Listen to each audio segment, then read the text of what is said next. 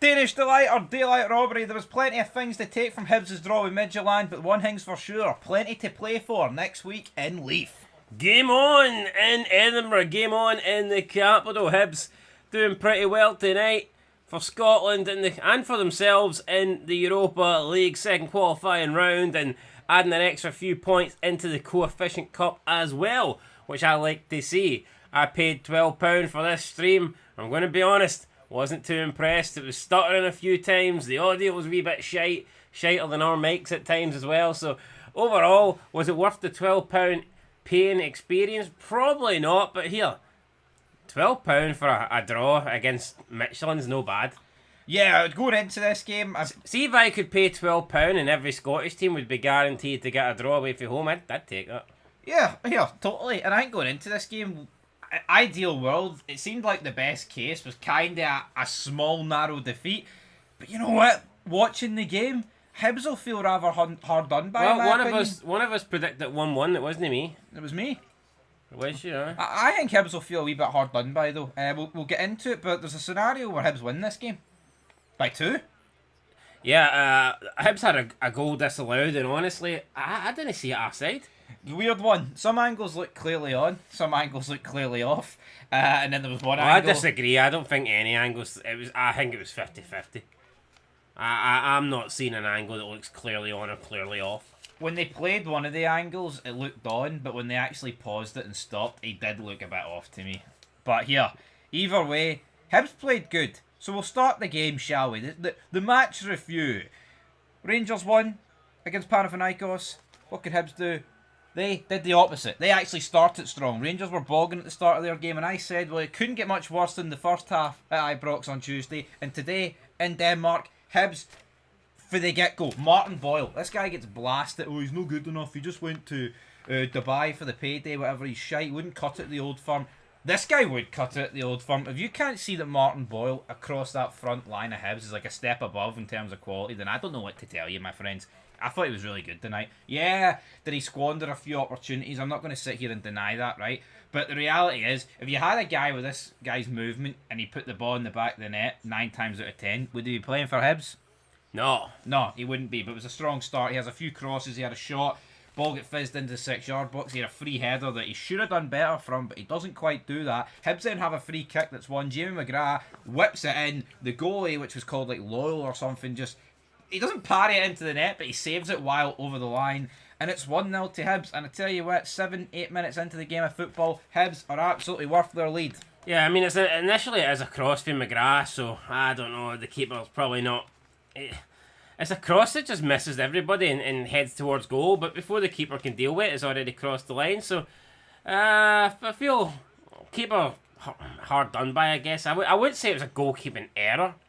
I think these kind of things he's been caught off guard by the fact that I thought my wall might actually have saved that kind of thing. Or someone in the box where I got something on it. Instead, it's kind of just went straight through everybody, and I've had to stop it for getting in the back of the net. But what a competitive debut though for Jamie McGrath. He'll be happy with this. Yeah, I'll tell you what this guy's quite lucky, man. Fuck it, he won. Well, I say he's quite lucky.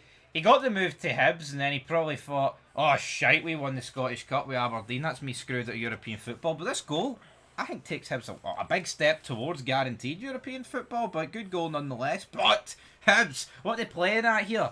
It's almost like they just parked the bus. The opening 10-12 minutes, I thought they were great. Yeah, they were all over Midtjylland, pushing Midtjylland back on the front foot. And unfortunately, when they went 1-0 up, they just... It felt like at that early stage that they were going to try and sit back and hold on to what they had. And I just don't know why you would do that. Why allow Midtjylland to come into the game? Because, you were pushing them back. You were stopping Midtjylland from playing. So why not? And I know goals change games, I get that. But I don't know, I didn't like it. No, I didn't like it because, I understand maybe the tactics for David Gray were start strong, get a goal, and then sit back. But, honestly, I don't see the point of inviting Midtjylland on. You could argue here, apart from a wonder free kick, Hibs could have escaped with a 1-0 win tonight, which is very true. But for me, once you just give the team that's at home, who's probably got the better quality overall, to allow them to control the game, it's always going to be an uphill task. But, yeah, they parked the bus. They then had a header for a free kick for Midtjylland just over the bar. Boy then had a shot. It was a loose back pass for Midtjylland, so again they could have been at 2-0. Then the number 7 for Midtjylland, he starts rolling about in the deck with his ankle. Looked like he could have twisted it, but then he played on. Then Francalino for the Danish Giants had a shot. He blazed over, and then we get the Martin Boyle offside goal. We think it's kind of on, kind of off. Well, you're more on there. It's on. Yeah, I'm leaning towards this as level. It looked level to me. We didn't get any lines. And Martin Boyle seemed to think he was on. I get it, he is going to say that, but I was disappointed because I get it, the linesman was doing his job correctly, but there was no sign of it being offside. Tell you what, would have been borderline perfect first half performance if they make it 2-0 here. Yeah, if this is 2-0 at the break, then it really, I mean, I'd say Hibs are favourite at this point in the tie. If this goes 2-0 at the break, but the goal does get disallowed. But Boyle's pace, running onto it, he does well. He runs through on goal, takes a shot. To be honest, I thought he hit it kind of straight at the goalkeeper, but he still had enough power to go in. So, yeah, fair play to Boyle, but the goal gets chopped off. Rightfully or wrongfully so, I don't know. They didn't really have enough angles, I don't think, to determine. It's one of those ones, based on what they showed us, you cannot say for sure whether it was on or off. All you can really do is make an assumption. No, I would agree with that, but that took us to half time, and I'll be honest, folks, didn't really take many notes at the start of the second half because there was a kebab getting tanned. But something that got tanned into the back of the net was a free kick for Midtjylland. I've no idea the name of the guy that scored it, but he stuck it top bins, and it was never getting saved by Smith, we're being honest. It's a great goal, and it was always going to take, in my opinion, something like this to break down this Hibs back line because they defend it really well, and at this point 20 odd minutes to go, then Boyle, they get the counter attack, he slows it completely down, but then he actually gets the opportunity again, ball falls to him, and it kind of just peters out of play, which is a bit soul destroying from a Hibs perspective. Smith then starts saving a bunch of shots for Midtjylland. You feel like to a point here Hibs are holding on. Killjoy then makes his debut.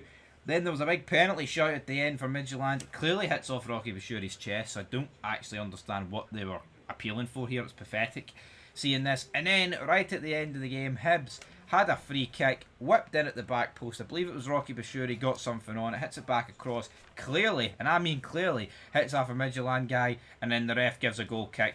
Guy boots it up, full time. So again, Hibs should have had a corner kick in the last dying embers of this match. They didn't, but 1-1, massive result, good for the coefficient, good for Hibs, and I just, if Hibs can replicate this performance at home, do you not feel, I'm not saying it's a guarantee, right, by any means, but do you not believe that Hibs, I actually believe Hibs will go through, if they can just replicate this kind of performance at Easter Road?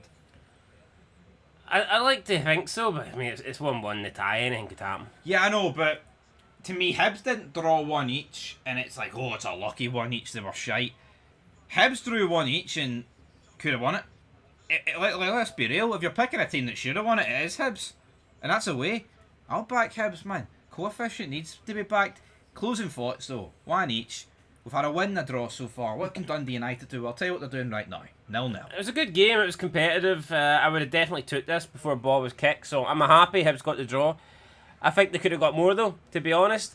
Kind of frustrating at the end, though, when they should have got the corner kick and the referee just decided to blow... Well, he didn't blow the whistle. No, he gave a goal kick, which is incredible.